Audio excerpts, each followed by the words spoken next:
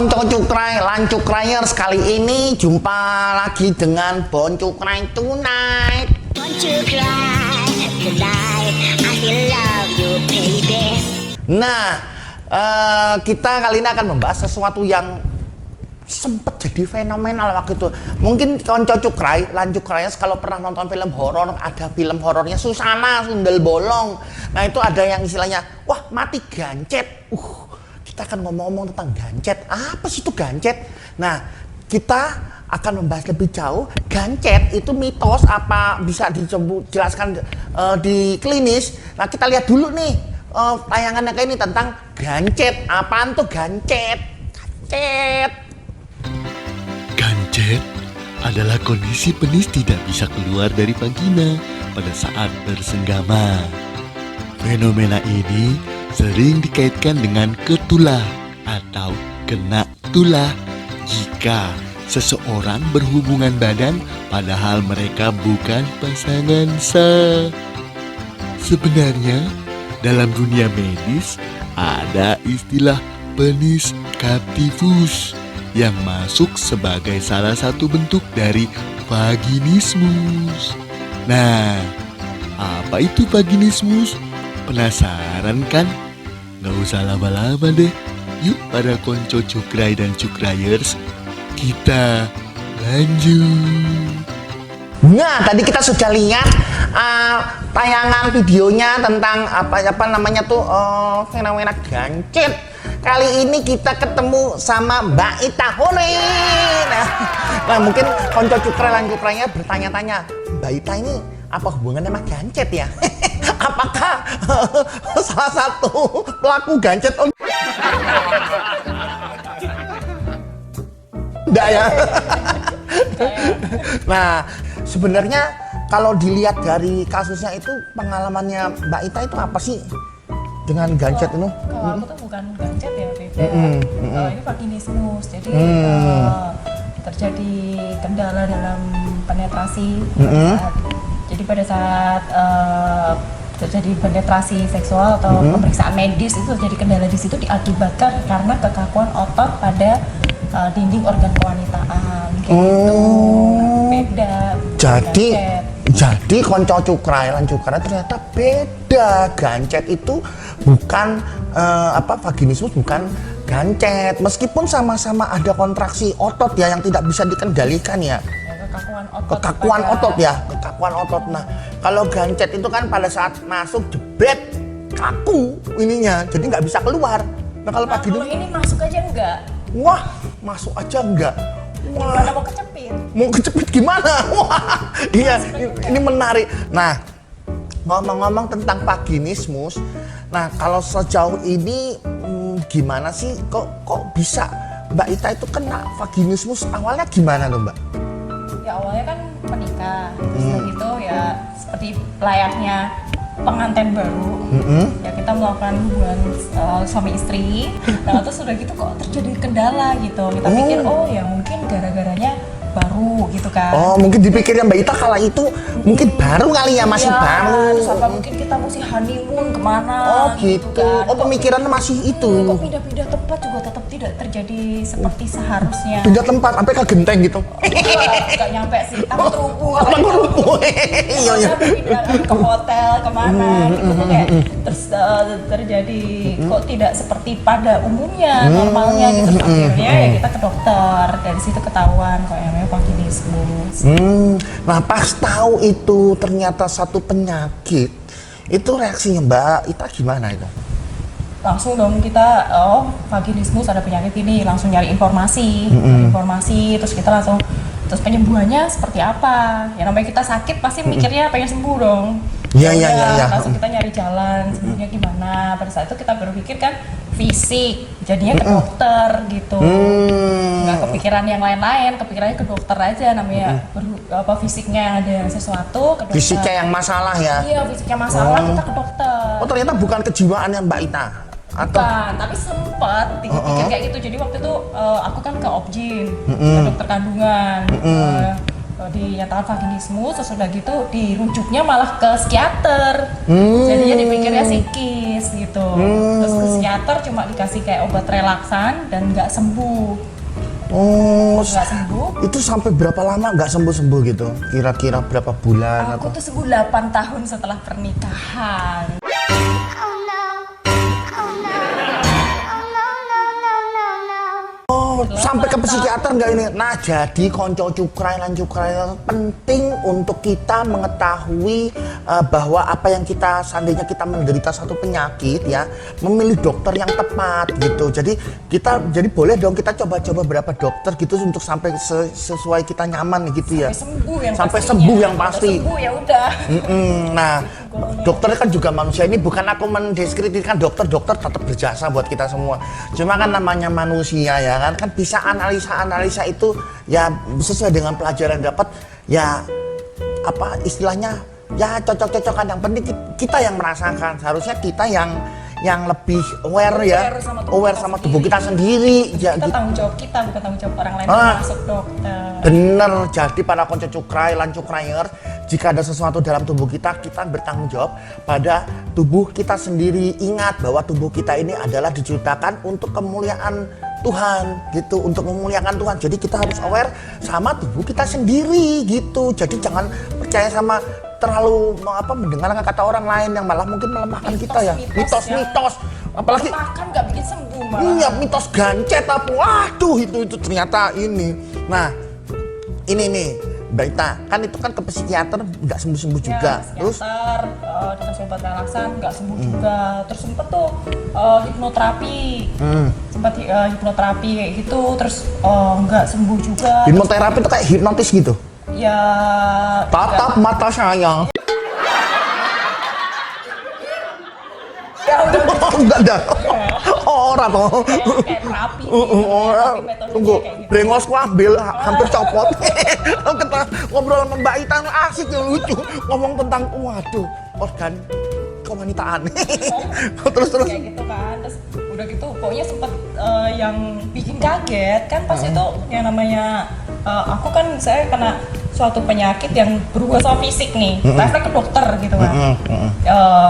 Kan dokter yang lebih expert dong sama fisik kita gitu. Betul. Kan. Terus udah gitu tapi kok sempet iniin pas berobat itu sempet kayak ya istilahnya disudutkan malahan. Oh. Jadi kayak mungkin bilang kurang rileks, terus apa relaksnya juga gak sembuh, tapi yang sedikit masih teringat di memori yang berkesan sempat dibilang kayak yang oh ini kan nggak rileks gara-gara nggak deket sama Tuhan. Waduh, Terus udah bawa Tuhan. nggak mau. Kesenggol kameramen. Iya, nggak apa-apa, kita keep rolling aja. Biar ngobrol ini kameramennya sekarang lagi ganti, yang Mas Olis lagi cuti kali ini, Mas Kris.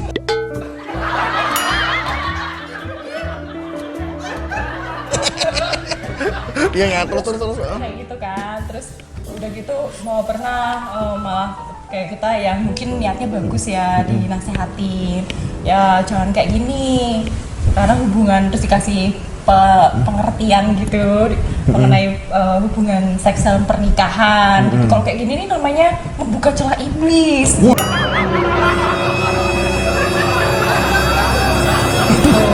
Terus saya sangkutkan sama agama, lucu ya. Terus membuka celah iblis, nggak dekat sama Tuhan, dibilang gitu kan. Terus ya aku sempet merenungin yang kayak gimana gitu kan. Tapi intinya dari semua itu nggak sembuh.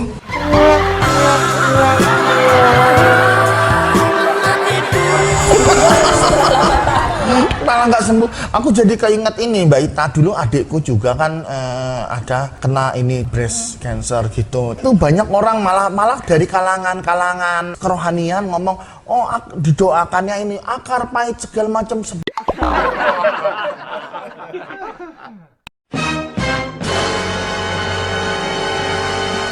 Akar pahit nggak ada hubungannya sama cancer. Demikian juga vaginisme sebenarnya nggak ada fisik, nggak ada hubungannya sama nggak deket sama Tuhan.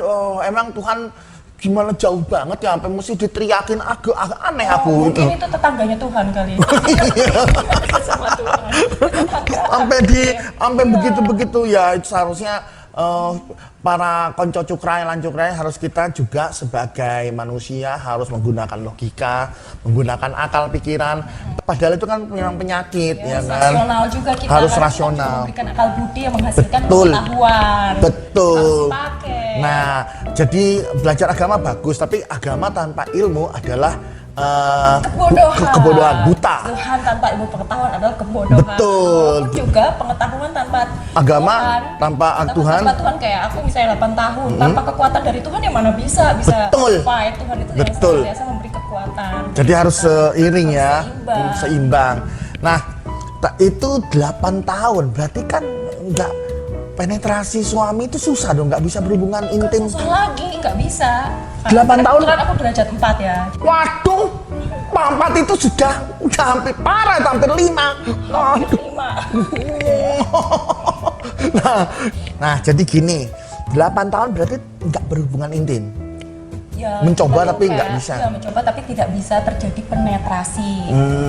Nah, suaminya Mbak Ita secara laki-laki kan gimana ya? Itu gimana ngadepinnya? Apa terjadi konflik rumah tangga gemuruh ombak badai itu apa gimana tuh Mbak?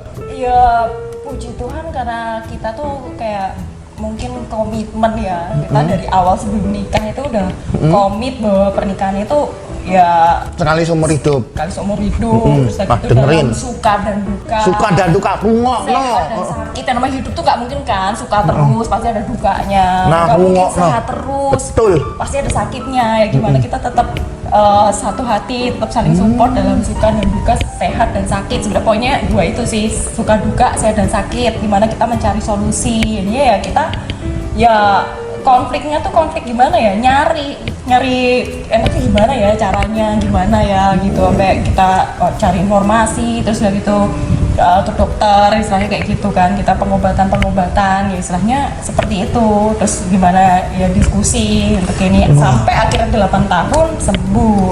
Wah, berarti suami Mbak Ita setia banget ya. Nah, konco cukrayers ingat bahwa seorang laki-laki yang bertanggung jawab seharusnya seperti itu. Kan baik suka maupun duka janji nikah itu kan ketika kita menikah terus setia baik sehat maupun sakit. Jangan ketika istri ada yang sakit atau cari yang lain. Wah, itu terus dengan alasan kamu nggak bisa menafkahi batin langsung cari yang lain. Itu kalau menurut aku ya Mbak Ita, aku kan panutan. Ilas ya Sultan abal-abal tapi panutan boncukrai. Iya, jadi laki-laki yang sejati itu bukan laki-laki yang menunjukkan keperkasaan dengan banyaknya wanita. Wah, kalau itu fuckboy. Kalau fuckboy lihat episode-episode berikutnya. Untung suaminya Mbak Ita nggak fuckboy ya. Wah, puji Tuhan, alhamdulillah. Waduh, keren. Nah, hubungan suami istri nih, masalah suami istri. Jadi salah satu ngatasinnya gimana tuh kalau masalah ini? Ini kita agak-agak hot sure dikit. Ya nggak bisa dibuka-bukaan persis Oh, ya. gitu ya. Itu kan kalau Iya, betul. diimajinasikan aja. Diimajinasikan saja. Jadi pasti udah tahu lah kalau cocok lanjut Ya, kira-kira kayak gitu. Bagaimana melakukan hubungan itu kan tujuannya untuk keintiman ya. Ya, Kayak betul. kemesraan, misalnya nggak cuma sekedar penetrasi kayak gitu kan banyak hal yang bisa dilakukan yang lainnya untuk keintiman. Intimasi bisa Sih, dengan bisa dengan cara banyak hal gitu kan istilahnya. Selain kita fisik dan juga banyak hal yang lain dalam pernikahan itu kan intimasi itu banyak ya, misalnya kita kayak support tuh dengerin. support kayak misalnya kita punya hobi, kita punya karir, istilahnya gitu kan. Terus kita support yang lain-lain dan untuk intimasi sendiri kan banyak hal yang bisa dilakukan dengan tujuan menjaga keintiman itu nggak mesti dengan penetrasi. Kebetulan waktu itu kita bisa berpikirnya seperti itu dan sampai akhirnya juga bisa sembuh dan hobi-hobi kita pun juga tetap bisa jalan gitu loh. Pada saat saya masih vaginismus tuh belum sembuh, saya tuh keluar rilis album.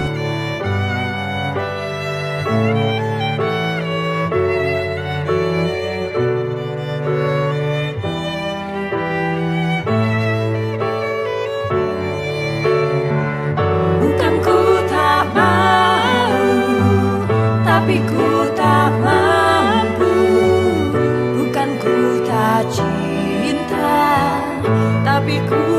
tak bisa ku harap dirimu selalu ada di sisiku, karena aku masih punya hati yang ada untukmu.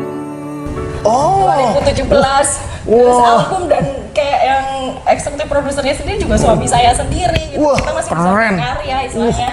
Ini aspek yang berbeda, kita udah berkarya, berobat gitu, kita harus bisa memilah-milah dan bener-bener pernikahan itu adalah gimana kita bertumbuh bersama, dan kalau ada hambatan ya hambatannya ya harus dicari solusinya, diselesaikan. Tadi aku suka istilah itu apa, menikah itu bertumbuh bersama. Ya, Nah, bertumbuh bersama. jadi kalau aku tangkap itu, jadi kalau seandainya menikah itu tujuannya hanya seks, berarti pernikahan itu bisa gagal dong ya? Ya kalau gitu nggak usah nikah juga bisa. Ah, oh, benar. Malah simple, nggak usah Malah bikin simpel. resepsi. Betul. Kalau bisa beli makan sate kambing, ngapain piara kambingnya gitu? Mbak Ita luar biasa, bikin aku ketawa campur aduk. Ini menarik, aku kayaknya pengen suatu saat aku pengen wawancara sama ini suaminya Mbak Ita nih, kayak bisa diatur ya. Itu apa namanya, kok bisa setia banget nih itu, pasti aku mau tahu tampangnya kayak gimana. Pasti kayak ganteng men kayak. Nah, konco cukrai lan cukrai pasti iri. Gimana sih tampangnya suaminya Mbak Ita nih, sekeren apa kok sampai bisa apa namanya setia 8 tahun loh. Bahkan juga pas udah sembuh, kita tuh juga kan udah komit ya dalam pernikahan kita ini, gimana kita tuh bertumbuh bersama, berbuah gitu kan. Bertumbuh berkarya. bersama, berbuah, berkarya. Gimana kita bisa berbagi juga sama sesama, dan setelah sembuh pun juga kita akhirnya terbuka gitu di sebuah tayangan, ada ya tayangan Di salah satu stasiun TV swasta ya. Ada kita terbuka, dan kebetulan kita ini adalah survivor pertama di Indonesia yang terbuka. Karena menurut kita adalah keterbukaan adalah awal dari pemulihan. Kalau toh sudah memulihkan pernikahan kita berharap dengan keterbukaan kita banyak pernikahan-pernikahan lain yang dipulihkan. Ingat, keterbukaan adalah awal dari pemulihan. Wih, keren, quotes-nya mantap. Ingat, jadi konco cukrai lan cukrai, jika ada sesuatu yang mengganjal, daripada berlarut-larut akhirnya menjadi satu penyakit jiwa, penyakit mental, bahkan nanti mungkin saking di pikiran atau gimana bisa jadi ke fisik karena nggak nafsu makan, akhirnya kan sistem imun jadi lemah, akhirnya kena sakit. Nah ingat, keterbukaan adalah awal dari pemulihan. Terbuka sama dengan orang yang bisa, orang tepat gitu. Jadi kayak misalnya wanita terbuka dengan orang tepat, mungkin dengan sesama wanita ya, jangan pria nanti kecantol lagi. Atau kalau misalnya pria itu sesuai dengan kayak dokter misalnya ya kan, yang profesional, orang profesional, bisa memberikan solusi. Berikan solusi bukan janji ya kan, hanya memberikan solusi bukan janji. Apa namanya, terakhir nih Mbak Ita, sebelum kita menutup ini, nah pesan Mbak Ita kepada konco cukrai lan cukrayer di luar sana, khususnya mungkin yang mengalami hal yang sama, mengidap vaginismus gitu, pesannya apa? Monggo. Buat yang teman-teman yang sekarang sedang berjuang melawan vaginismus, fokus aja ke solusi. Udah, pokoknya fokus aja, cari informasi yang tepat, goalnya tuh sembuh, udah. Nah, buat teman-teman yang jombloers nih, Kayak aku dong. pesan saya cuma satu, pernikahan adalah komitmen. Betul, pernikahan adalah komitmen. Terus tadi yang aku paling suka, keterbukaan adalah awal dari pemulihan. Oke, jadi di pernikahan juga harus terbuka ya. Dan memang vaginismus ini kompleks banget gitu kan ya Mas Bon. Kompleks, terus kadang-kadang banyak sekali yang kita pengen curhatin tuh, tapi orang tidak bisa mengerti. Banyak rasa yang tak mampu diungkapkan dengan kata-kata. Karena musisi ya mengungkap rasa dalam nada. Wah, Jadi, keren. kemarin pas ada International Women's Day, rilis single featuring dengan Profesor Adi Utarini. Beliau ini guru besar FKKMK UGM. Nah, sebagai eksekutif produser dan juga eksekutif produsernya suami saya sendiri lagi. Wah, Support saya untuk berkarya, Hatiku Untukmu judulnya.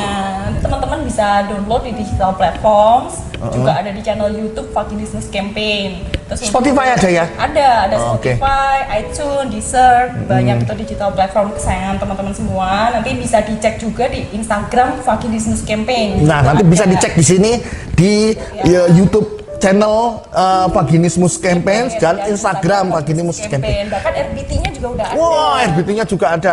Nah, konco cukrai, lan cukrayer, bagi yang ingin tanya silahkan komen di sini. Nah, mudah-mudahan kita bisa menjawabnya. Atau yang mau tahu lebih jauh tentang Mbak Ita bisa cek di Vaginismus Campaign di IG dan di YouTube-nya. Gitu. Yang mau komen nanya-nanya Mbak Ita juga bisa tulis komen di kolom komentar di YouTube channel ini Born to Cry Tonight. Apalagi yang ingin disampaikan? Apa ya? Tetap semangat aja menjalani kehidupan ini. Dan kalau misalnya kita tersandung atau kita jatuh, ya bangun lagi. Pokoknya terakhir kita harus menjadi pemenang karena Tuhan sudah menciptakan kita untuk lebih dari pemenang. Karena kita Bener. menaklukkan apa yang kita alami. Wah, betul. Oke, terima kasih banget loh. Matur nuwun sangat Mbak Ita. Aku juga jadi nggak sabar pengen ngobrol-ngobrol sama suaminya Mbak Ita nih. Oke, jangan lupa like, subscribe, dan jika merasa bermanfaat, share, bagikan ke teman-teman, khususnya teman-teman yang mungkin merasa ada gejala yang sama seperti yang Mbak Ita rasakan, vaginismus. Ingat, vaginismus bukan mitos, juga bukan bukan hal yang kutukan atau apa, itu bisa disembuhkan. Bukan mistis, itu bisa disembuhkan. Tapi medis, bukan mistis, tapi medis. Oke, sampai jumpa di channel-channel berikutnya. Bye-bye.